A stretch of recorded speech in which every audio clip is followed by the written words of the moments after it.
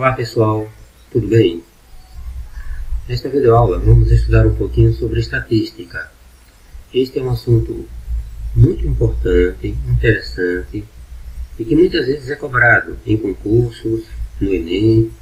Por isso é importante que nós entendamos alguns conceitos básicos relacionados com estatística. A nossa primeira questão é da página 216, a questão 1, que diz o seguinte: uma fábrica de chocolates decide fazer uma pesquisa para descobrir se seu público prefere os chocolates ao leite ou os chocolates amargos. Na sua opinião, a pesquisa deverá ser censitária ou amostral? Veja que aqui há dois tipos de pesquisa que estão sendo colocadas: a censitária e a amostral. Vamos então analisar o livro didático sobre isso. Quando se deseja fazer uma pesquisa para se estudar alguma característica de um determinado conjunto de elementos, que pode ser pessoas, objetos, resultados, esse conjunto de todos os elementos que tem essa característica é chamado de população. Quando temos muitos elementos na população que queremos estudar, nós podemos realizar a pesquisa por meio de uma amostra que representa essa população. Por exemplo, nós temos aqui essa figura aqui, onde temos aqui a população, todo um conjunto de pessoas, e desse conjunto é tirado um subconjunto, uma amostra que deve refletir as características dessa população. Então, quando se pega uma amostra para se analisar o todo, portanto, quando se pega uma amostra da população, então essa é uma pesquisa amostral. Quando se pega uma amostra e a pesquisa é feita sobre a amostra, com a amostra, esperando que as características dessa amostra reflitam o todo, a população. Então essa é uma pesquisa amostral.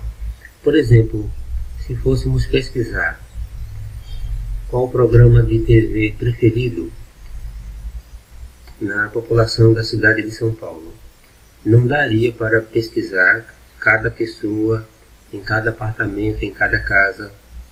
É uma população muito grande. Então, nesse caso, pega-se uma amostra. Escolhe-se, dentro de certos critérios, pessoas dessa população e então espera-se que essa escolha reflita as características da população como um todo. Mas algumas pesquisas necessitam que toda a população seja investigada. Esse tipo de pesquisa é chamada de pesquisa censitária. Então, voltando aqui, a fábrica de chocolates quer fazer uma pesquisa para saber do seu público qual a preferência de chocolate, se é ao leite ou amargo. Então, nesse caso, a pesquisa deveria ser censitária ou amostral? Bem, essa é uma resposta pessoal. E já consideramos um pouquinho o que significa esses dois tipos de pesquisa. Passando para o próximo ponto, a questão 2.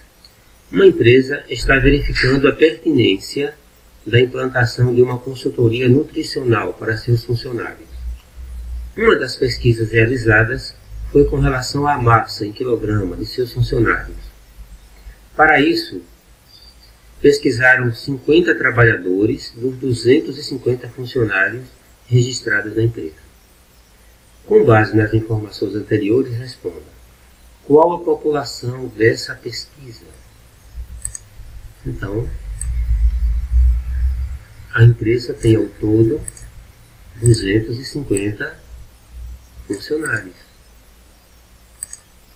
Então, os 250 funcionários. Essa é a população.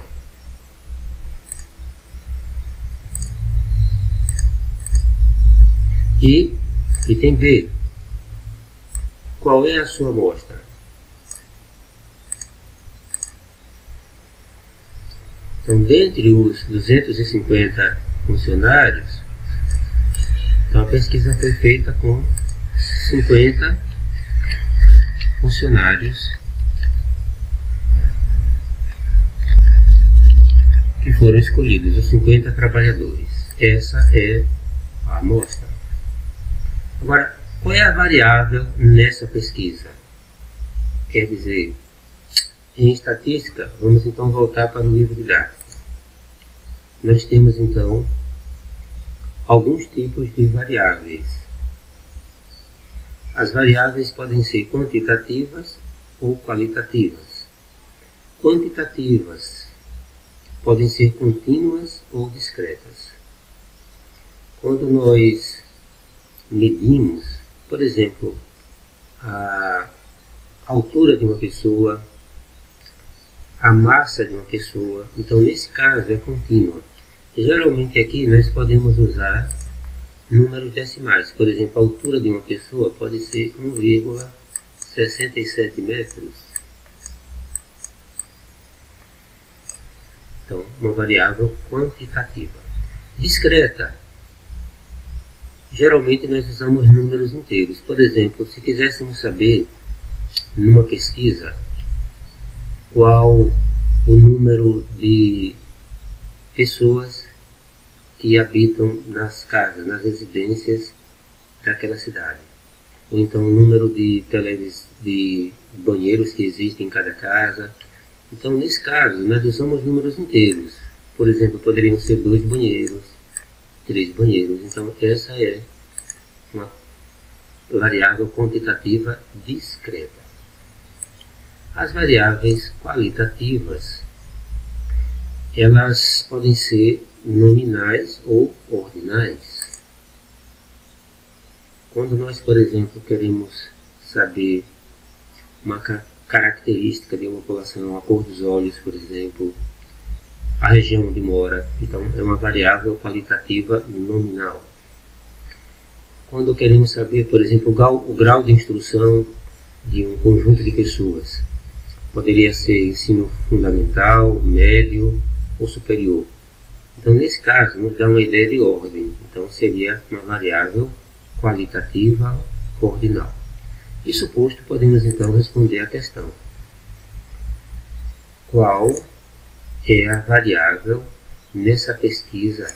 Classifique-a.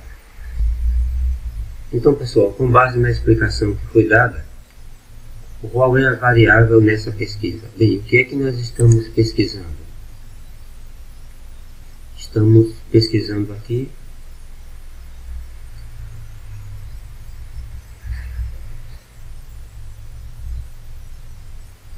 a massa em quilogramas dos funcionários. Quer dizer, qual o peso dele, comumente falando. Então, temos aqui uma variável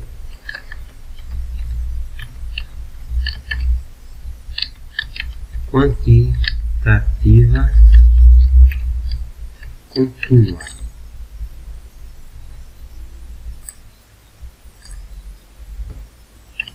Temos aqui então uma variável quantitativa contínua. Já que o peso pode ser 58,6 quilos, quer dizer, nem sempre nós trabalhamos com números inteiros. Então, nesse caso, é algo pode ser medido, é uma variável quantitativa contínua. Próximo item. A diretora de uma escola deseja saber qual é o esporte preferido pelos alunos de sua escola. Para isso, selecionou uma amostra dos alunos, contendo apenas meninos. O que podemos dizer sobre o resultado dessa pesquisa? Bem, observem que nesse caso foram selecionados apenas meninos.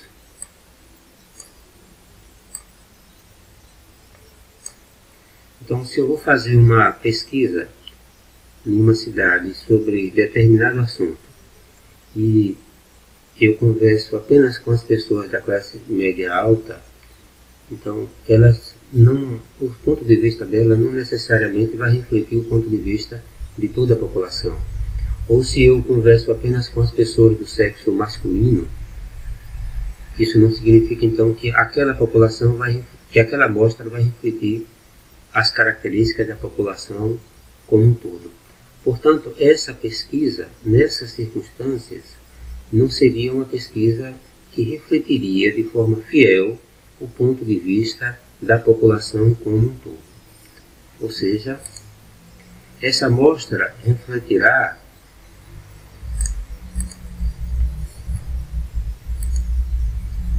a opinião de apenas uma parte dos alunos, já que as meninas não foram consultadas e podem ter opiniões diferentes. O próximo item é a questão 4, na página 217. Em uma pesquisa, 100 jovens universitários foram entrevistados para saber o consumo diário de água. Copie a tabela de dados a seguir em seu caderno, completando a lacuna da frequência relativa em porcentagem. Depois responda às questões. Então eu tenho aqui a quantidade de copos de água. Quantos copos de água por dia? Aqui 3 copos de água. O que é frequência absoluta? O que esse 23 aqui indica? Significa que efetivamente 23 pessoas, desses 100 jovens, 23 pessoas tomam 3 copos de água. Aqui tem 6 copos de água. 6 copos de água e está aqui a frequência absoluta 56. Isso significa que efetivamente 56 pessoas tomam 6 copos de água por dia. 14 tomam 9 e 7 pessoas tomam 12 copos de água por dia. Então a frequência absoluta indica isso. O número real de pessoas ou de uma característica que está sendo estudada. É um número, conforme se diz, absoluto. Se tem 56, aquela característica, então nesse caso de 56 pessoas, são efetivamente 56 pessoas. Agora, e a frequência relativa? É uma porcentagem. Quando nós somamos aqui a quantidade total da frequência absoluta, dá 100 pessoas. Então, se 23 pessoas tomam apenas 3 copos de água, qual seria a frequência relativa? Então, dividiríamos 23 por 100, calculando aqui a porcentagem. Isso nos dá 0,23, que nada mais é que 23%. Então, aqui o cálculo da porcentagem ficou fácil, porque nós temos aqui um total de 100 pessoas. Então, 23 sobre 100 representa 3%. 56 com relação a 100 é 56%. 14 com relação a 100 é 14%. E 7 representa 7%. A soma dessas porcentagens dará então 100%. Lógico, por exemplo, se eu tivesse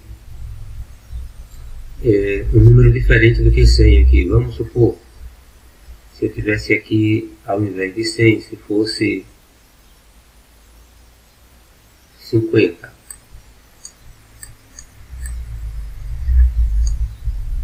Ou, vamos dizer, ao invés de 100, se fosse 400.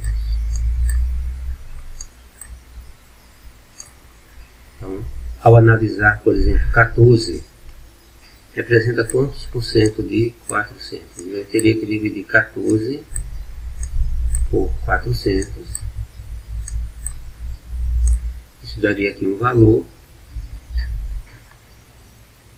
que é 0,0 0,35 nesse caso, né? E é igual a, deslocando aqui a vírgula duas casas para a direita, 3,5%. Só para indicar que se o número fosse diferente, o total fosse diferente, não seria tão fácil calcular assim a porcentagem.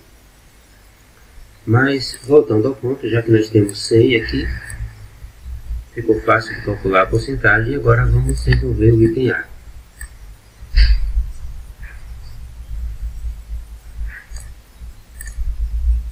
Quantos jovens ingerem 6 ou menos copos de água por dia? Então, nós temos então aqui 6 ou menos, quer dizer,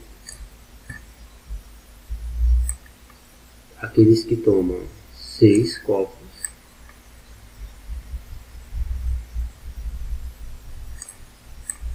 ou menos. Então quem entra aqui nessa consideração aqui será a frequência absoluta. Os que tomam 3,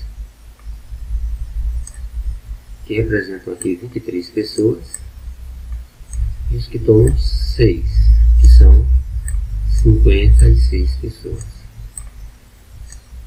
Portanto, temos aqui 79 pessoas que tomam 6 copos ou menos. E o item B,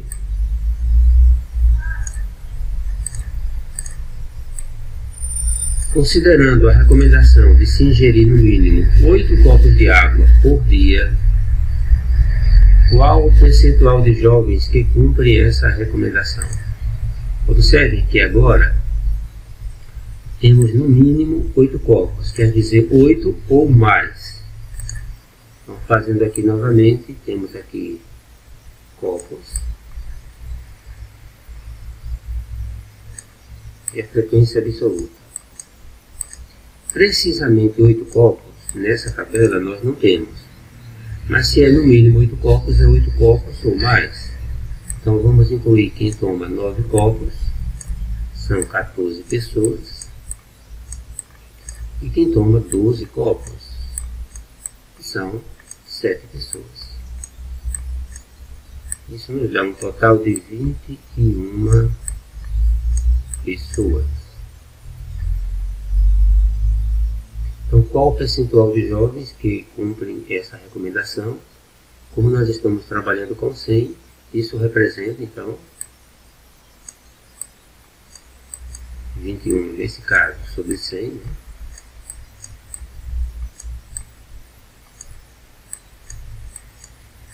É igual a 21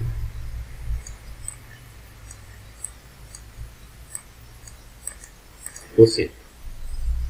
É isso, pessoal. Estudamos um pouquinho sobre estatística, mas podemos ainda rever um pouco mais desse assunto. Espero que vocês continuem aplicados aos estudos e até a próxima videoaula.